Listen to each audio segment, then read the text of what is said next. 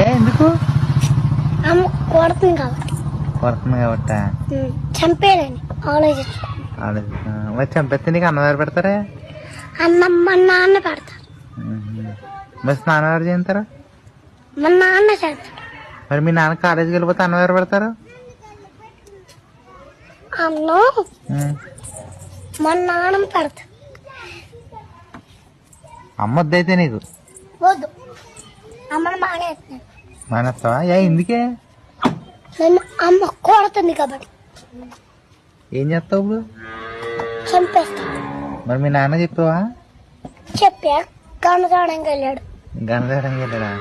నిజమేదా అబద్ధం అనుకుంటున్నావా? అబద్ధం కాదు, అబద్ధం కాదు, మంచిగా చెప్తున్నా. నిజమే. నిజమే, చంపేస్తాను. తప్పు కదా, అమ్మని చంపచ్చా? చంపేస్తాను.